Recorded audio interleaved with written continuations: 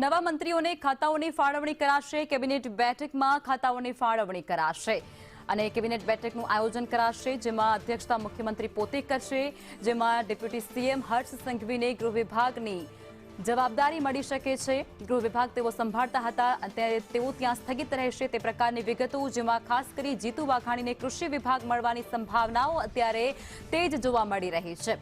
નરેશ પટેલને આદિજાતિ વિકાસ મંત્રાલય મળી શકે છે અને આ ઉપરાંત અર્જુન મોઢવાડિયા જેઓનો સમાવેશ મંત્રીમંડળમાં કરાયો છે। પ્રવાસન વિભાગ તેઓને મળી શકે છે।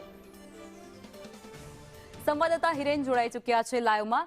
હિરેન, હવે મુખ્યમંત્રીની અધ્યક્ષતામાં બેઠક યોજાશે અને તેમાં ખાતા ફાળવણી કરાશે, તો ખાતા ફાળવણીની અંગે અત્યારે જે વિગતો સામે આવી રહી છે, કોને કયો ખાતો જઈ શકે છે, અને ખાસ કરી જે ગૃહ રાજ્યમંત્રી હર્ષ સંઘવી હતા તેઓ અત્યારે ડેપ્યુટી સીએમ બની ચૂક્યા છે અને એ ખાતો એટલે કે ગૃહ વિભાગ તેમની પાસે રહે તેવી અટકળોએ અત્યારે જોર પકડ્યું છે। શું અપડેટ છે એ બાબતે?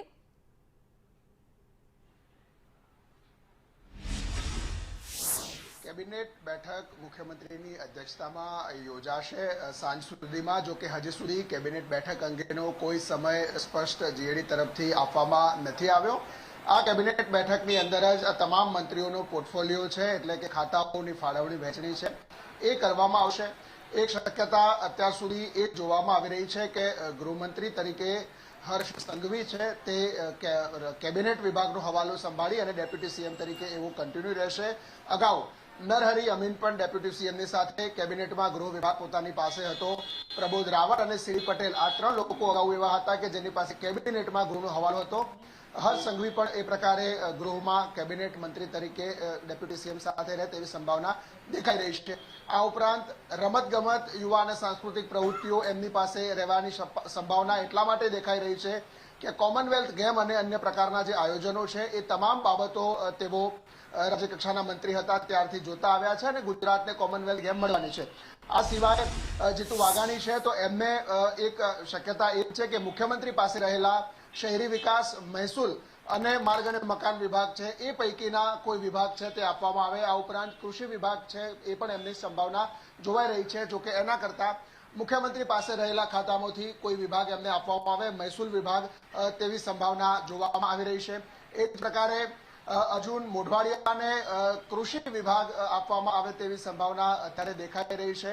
આ સાથે એમને પ્રવાસન પણ આપી શકાય છે એ પ્રકારની સ્થિતિ છે અત્યારે।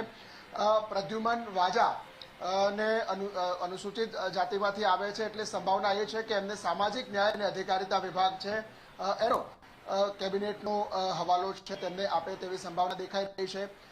સ્વતંત્ર હવાલામાં ઈશ્વર પટેલ અગાઉ પણ સહકાર મંત્રી રહી ચૂક્યા છે, સહકારી સંસ્થાઓ સાથે જોડાયેલા છે, એટલે શક્યતા છે કે એમને સહકાર વિભાગનો સ્વતંત્ર હવાલો આપવામાં આવી શકે। કુંવરજી બાવળિયા પાસે અન્ન અને નાગરિક પુરવઠા વિભાગનો હવાલો જે અત્યાર સુધી હતો એ કન્ટિન્યુ રહે। એમની પાસેથી પાણી પુરવઠાનો ભાર છે એ કદાચ એમાંથી બદલ થાય તેવી સંભાવના અત્યારે લાગી રહી છે। આ સિવાય સામાજિક મહિલા અને બાળ કલ્યાણ વિભાગ છે એનો સ્વતંત્ર હવાલો મનીષા વકીલને આપવામાં આવી શકે છે એવી સંભાવના અત્યારે દેખાઈ રહી છે। અન્ય જે મંત્રીઓ છે એમને રાજ્યકક્ષાના મંત્રીઓ તરીકે જવાબદારી સોંપવામાં આવશે, પરંતુ આ એક અનુમાન છે, શક્યતાઓ છે। કેબિનેટ બેઠક જે થશે એમાં જ એમને ફાઇનલ ખાતા ફાળવણી જે નક્કી થયેલી હશે મુખ્યમંત્રી તરફથી એમને જાણકારી આપવામાં આવશે। હિરેન, જે પ્રમાણે આપણે જોયું કે અમુક જે નેતાઓ છે તેને રિપીટ કરવામાં આવ્યા છે, એટલે કે સ્થગિત રાખવામાં તેમનો કાર્યકાળ લંબાવાયો છે, એટલે તેમને અંદર જે અત્યારે ખાતા છે એમાં કોઈ ફેરફાર થઈ શકે, તેમના ખાતા કોઈ અન્યને સોંપાઈ શકે અને તેમને કોઈ નવી જવાબદારીઓ મળી શકે?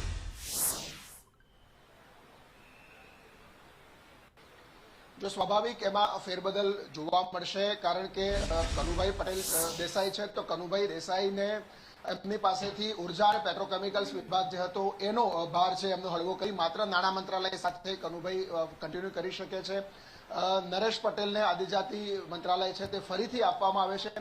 ઋષિકેશ પટેલ પાસે આરોગ્ય ઉપરાંત કાયદો અને સંસદીય બાબતોનો જે વિભાગ છે તો એમાંથી સંસદીય બાબતો વગેરે છે એ પ્રફુલ્લ પાનસેરિયાને સ્વતંત્ર હવાલામાં પણ આપી શકાય છે, અથવા તો આરોગ્ય અન્ય કોઈ પાસે જાય તો મુખ્યમંત્રી પાસેના 3 વિભાગો છે એ પૈકીનો એક વિભાગ છે એ ઋષિકેશ પટેલને આપી અને ઋષિકેશ પટેલનું કદ કેબિનેટમાં વધારો થાય તે પ્રકારની સંભાવના પણ અત્યારે દેખાઈ રહી છે।